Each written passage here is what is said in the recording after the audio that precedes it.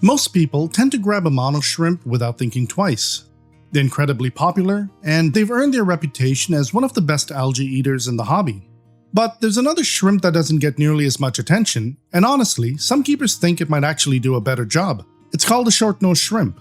Both are peaceful, both will clean your tank, but there are some real differences worth knowing before you buy. So let's dive in and break it all down.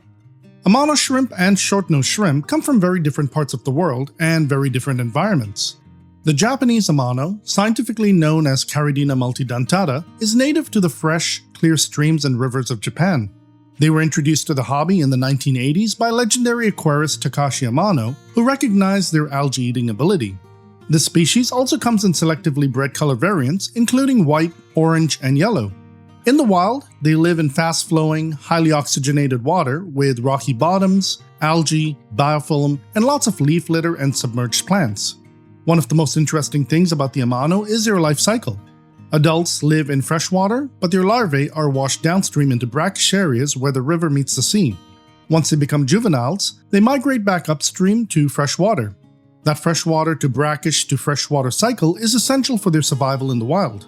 The Australian Amano is actually a different species altogether, usually referred to as Caridina typus, and has a much wider range than you might realize.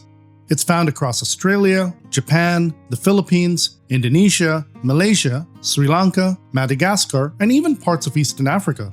It's thought to have gotten its name because it entered the hobby via Australia. In the wild, they tend to live in coastal rivers and waterways where fresh and saltwater naturally mix, so they can handle a wider range of water conditions than the Japanese Amano. The short-nosed shrimp, or Caridina longirostris, comes from a much wider part of the world. It's native to Taiwan, Japan, the Philippines, Indonesia, Malaysia, and even parts of North Queensland, Australia, where they're sometimes sold as NQ algae shrimp. Like the Amano, they're found in clean, well-oxygenated waterways, but they're known to be more adaptable to fluctuating conditions in the wild. Amano shrimp and short-nosed shrimp look pretty different once you know what to look for. The Amano is the larger of the two. Females can reach 2 to 3 inches, while males are usually smaller, usually at around 1.5 to 2 inches. The Japanese Amano, the one most people are familiar with, has a translucent gray-brown body with a faint stripe running down the back.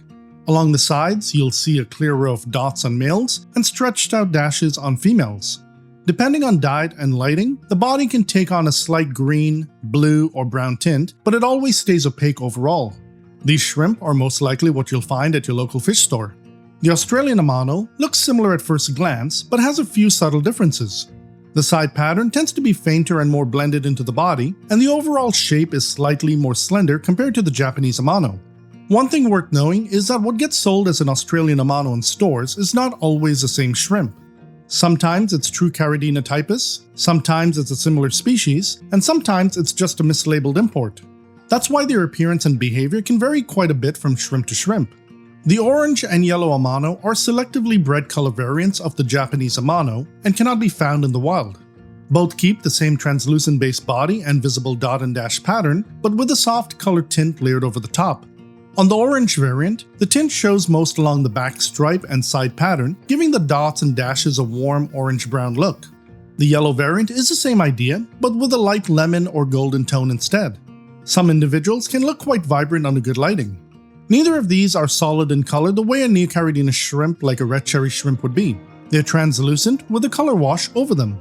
The white Amano, often referred to as a snow Amano or snow white Amano, is also a selectively bred variant of the Japanese Amano and the most visually distinct of the group. The body is milky, opaque, and cloudy, which makes it stand out more in a tank than any of the other variants. The side pattern and stripe are almost completely invisible, which is why it looks so different from the rest. Under certain lighting, you may still catch a slight hint of these dots and stripes, but for the most part, it looks like a solid white shrimp. The short-nosed shrimp is much smaller, with most staying between 1 and 2 inches.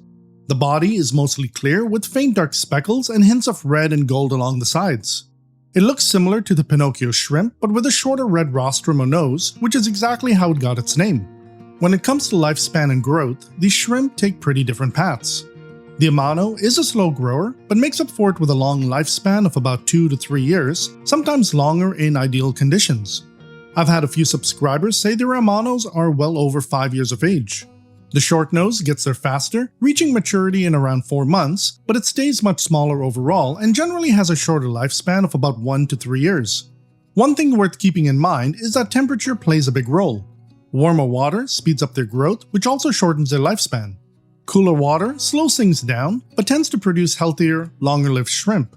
Keeping them at 72 to 75 degrees Fahrenheit or 22 to 24 degrees Celsius gives you the best balance of growth, health, and lifespan. Both shrimp molt regularly as they grow, and here's something a lot of beginners don't know. When you see a shed shell in your tank, leave it. Your shrimp will eat it as it's a great source of calcium.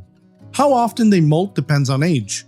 Amano juveniles can molt every 5 to 10 days during their fastest growth phase, slowing down to every 2 to 4 weeks as they start to mature, and dropping to roughly every 3 to 6 weeks once fully grown. The short nose follows a similar pattern. Juveniles molt every 7 to 12 days, slowing down to every 3 to 5 weeks as they start to mature, and dropping to roughly every 4 to 8 weeks once fully grown. In both cases, cooler water and lower food availability will stretch those intervals out. Amano shrimp and short-nosed shrimp have a lot in common when it comes to tank setup and water parameters.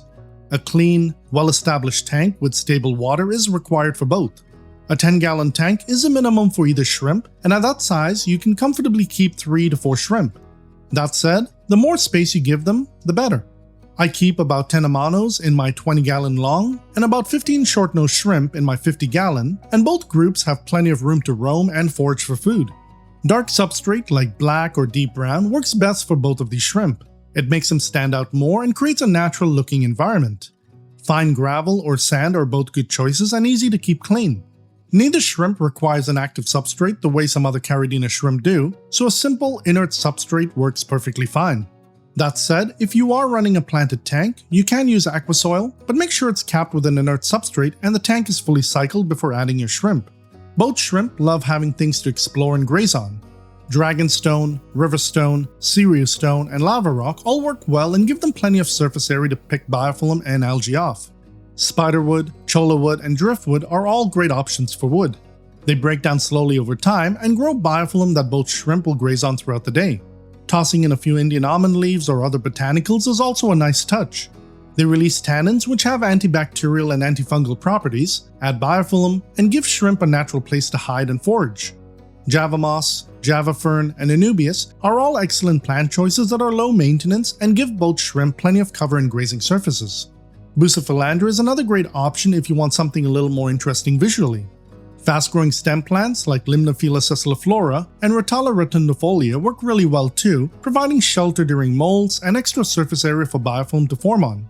Floating plants like redroot floaters, dwarf water lettuce, frogbit, and salvinia help diffuse light, reduce stress, and create shaded areas that both shrimp appreciate. A sponge filter, hang-on back filter, or canister filter all work well for either shrimp. If you go with a hang-on back or canister filter, cover the intake with a pre-filter sponge to protect any juveniles from getting sucked in. Fully grown adults should be fine depending on the filter you use, but a pre-filter sponge is always a good idea since it adds extra grazing surface and keeps large debris from getting into your impeller. A sponge filter is a great dedicated shrimp tank option since it provides gentle flow, good surface area for beneficial bacteria, and zero risk of your shrimp getting sucked in. Amano shrimp and short-nosed shrimp have very similar water parameters with some slight differences between the two. The Amano does well in a pH of 6.5 to 8.0, a temperature of 64 to 80 degrees Fahrenheit or 18 to 27 degrees Celsius, a GH of 5 to 15, KH of 1 to 10, and a TDS of 80 to 450 ppm. The short nose typically does best in a pH of 6.5 to 8.0, a temperature of 60 to 82 degrees Fahrenheit or 16 to 28 degrees Celsius, a GH of 6 to 15, KH of 1 to 7, and a TDS of 100 to 400 ppm. Because they come from habitats that fluctuate seasonally in the wild, they can handle a reasonable range of conditions, but they still do best in a stable, mature tank with excellent water quality. My tanks run at 75 degrees Fahrenheit or 24 degrees Celsius, a pH of 7.5, GH of 12, KH of 4, a TDS of around 250 ppm, and both of these shrimp are thriving.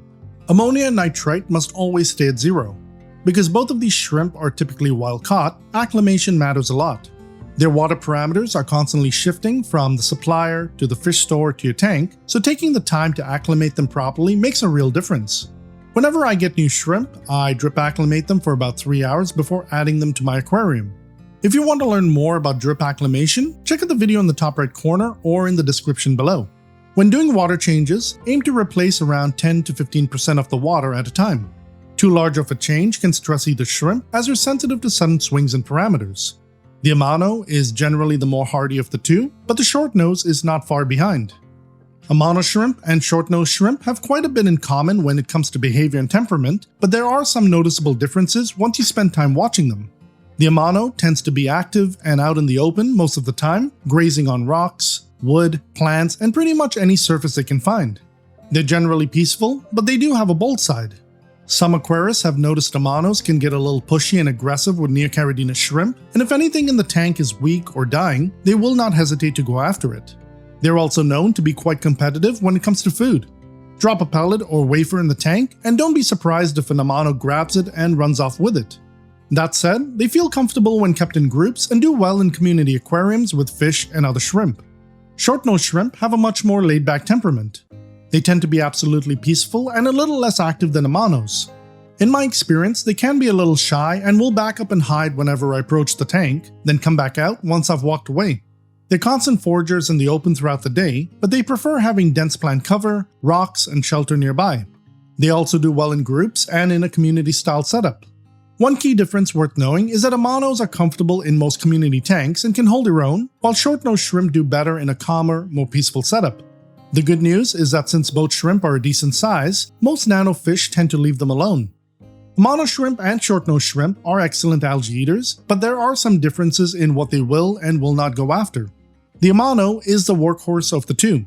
It will tackle brown diatoms, green dust algae, green spot algae, hair algae, and even blackbeard algae when kept in good numbers and not overfed. The short nose is a solid grazer as well, tackling brown diatoms, green dust algae, and hair algae, but it's not quite as aggressive or versatile as the Amano. It tends to avoid blackbeard algae altogether, whereas the Amano will at least go for it under the right conditions. Neither shrimp is reliable when it comes to staghorn algae or cyanobacteria, so if you're dealing with either one of those, you will need to handle it yourself. I've got a full video on algae which you can check out in the top right corner, as well as in the description below. Beyond algae, both of these shrimp are also scavengers and detritivores, meaning they will feed on decomposing organic matter, uneaten food, and other organic debris in the tank. If something is dying or already dead, they will find it. This makes them useful all-round cleaners, not just algae eaters. That said, algae and scavenging alone is not enough to keep either shrimp healthy long-term. Supplemental feeding with blanched vegetables and commercial foods gives them the nutrients and minerals they need to molt successfully and thrive. I feed my shrimp a wide range of foods, including glass garden bacteriae, shrimp baby, shrimp dinner, shrimp lollies, and mineral junkie. I also feed them New Spectrum Algae Max wafers, frozen brine shrimp, frozen baby brine shrimp, and blanched vegetables from time to time.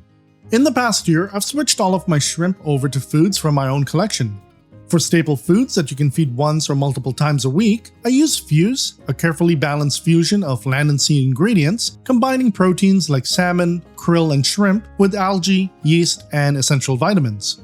Vita is another staple and is entirely plant-based, made from carrot, spinach, kale, beetroot, pumpkin, and sweet potato, all naturally rich in fiber, minerals, and antioxidants. For complementary food that works well as weekly additions or occasional treats, I give them Snow, which is made from soybean hull pellets that are high in fiber and doubles as great vacation food. Buzz is pure natural bee pollen, packed with protein, amino acids, vitamins, minerals, and antioxidants. Tree is made from moringa leaves and is naturally rich in vitamins, minerals, and trace elements, including calcium. And Alga is pure organic spirulina, loaded with protein, amino acids, vitamins, minerals, and antioxidants. If you'd like to try any of these foods, pick up an individual bag or grab one of the various packs. Use promo code FOREVER10 for 10% off. Skittle Squad members on Patreon also unlock exclusive member pricing, along with behind-the-scenes access and deeper insight into everything happening in my aquariums. You'll find links in the description and pinned comment below. How often you feed depends on the size of your tank, how many shrimp you have, and whether they have tank mates. Personally, I feed my shrimp a varied diet every other day. Keep in mind that your shrimp are also grazing on biofilm, algae, mulm, detritus, and other organic matter throughout the day, so they're never truly going without food between feedings. Sexing Amano shrimp and short-nosed shrimp is actually pretty easy once you know what to look for. The first is size. Females are always larger than males. The second is the saddle. If you look at the area just behind the female's head, you may notice a dark spot. That area is called the saddle because it looks like a horse's saddle, and it's actually where her ovaries are and where the unfertilized eggs form. The third is eggs. If you spot a shrimp carrying eggs along its underbelly, that's a female. For Amano specifically, there is a fourth way. Males have small round dots along the sides of their body, while females have stretched out dashes. When it comes to breeding, both shrimp are extremely difficult to breed in a home aquarium. Females can carry anywhere from 1,000 to 3,000 eggs, but when those eggs hatch, the larvae need brackish water to survive and can only last about 7 days in fresh water. This makes successfully raising them in a standard freshwater tank nearly impossible. There have been viewers who told me that one of their larvae did survive and make it to adulthood, but those cases are extremely rare, which is why the majority of these shrimp are wild caught. If you do want to try breeding them, I have a video linked in the description below that walks you through the entire process. One tip worth mentioning is that if you keep filter feeder shrimp like bamboo shrimp, vampire shrimp, or green lace shrimp, Amanos and short nose make great tank mates for them. When the eggs hatch and the larvae are released into the water column, they become a free meal for your filter feeders and any fish you may have in the tank. Like any freshwater shrimp, both the Amano and the short nose can experience health issues from time to time. Most problems come down to poor water quality, stress, or something being introduced to the tank. The best thing you can do for either shrimp is maintain clean, stable water and quarantine any new shrimp before adding them to an established aquarium. Some of the most common issues you may run into include bacterial infections, lesions, or fungal infections. Viral infections are less common, but can cause cloudy or opaque patches on the shell, and in severe cases lead to high mortality. Parasites like Scudarella japonica are another one to watch for. They appear as tiny white worm-like creatures around the shrimp's head and rostrum, and can spread quickly between all your shrimp if left untreated. One issue I've personally dealt with is rust disease with my Amano shrimp. It shows up as a rusty orange-brown discoloration on the face or body and can spread rapidly and eventually lead to death if not dealt with quickly. The treatment that worked for me was a whole tank hydrogen peroxide treatment. It's extremely effective as it kills bacteria in the water column fast. For a whole tank treatment, there is a calculation required to dose your aquarium safely. You'll find that in the description below. If you join the Skittle Squad, I've built an easy-to-use calculator for all members. If you're ever unsure about what's affecting your shrimp, do your research before adding anything to your tank. Acting too quickly without knowing the cause can sometimes do more harm than good. Amano shrimp and short-nosed shrimp are both peaceful and do well in community setups, but there are a few things worth keeping in mind for each. Amanos are bold and confident, so they can hold their own in a more active community tank. I've kept mine with guppies, celestial pearl danios, chili rasboras, pygmy and panda corridoras, coolie loaches, honey gouramis, and Beckford's pencilfish. I currently keep them in a 20-gallon long aquarium with neon tetras and red cherry shrimp. Short-nosed shrimp tend to be a bit shyer, so they do best with calmer, more peaceful tank mates that are not going to stress them out. I currently keep mine in a 55-gallon aquarium with panda and bronze corridoras, white cloud mountain minnows, albino cherry barbs, forcata rainbow fish, harlequin rasboras, ruby tetras, rummy nose tetras, rummy nose rasboras, a Borneo and hillstream loach, bamboo shrimp, vampire shrimp, and green lace shrimp. That mix has worked really well, and my short nose are comfortable and out in the open regularly. Avoid keeping either shrimp with large or aggressive fish that may bully them or see them as a snack. It's best to stick to small, peaceful community fish where they can easily thrive. So, which one is right for your tank? If you want the bigger, longer-lived, gold standard algae eater, the Amano is your shrimp. It's bold, visible, comes in various colors, and is genuinely impressive. If you want a shrimp that's a bit different, a little calmer, and just as good of an algae eater, give the short-nosed shrimp a try. It's still underrated in the hobby, and honestly, that's part of its charm. If your tank is big enough, keep both. Your algae will not stand a chance. Let me know in the comments which of these shrimp you're interested in keeping. I'd love to hear from you. For more in-depth guides on creating the perfect community aquarium for these shrimp or keeping them with Neocaridina shrimp, check out these videos next. You'll also find links to my premium shrimp food collection in the description and pinned comment below. If you'd like to support this channel and everything I'm building, join the Skittle Squad on Patreon. There's a lot more waiting for you there. I'm Andy, thanks for watching, and I hope I made shrimp keeping a little easier for you. I'll catch you in the next one.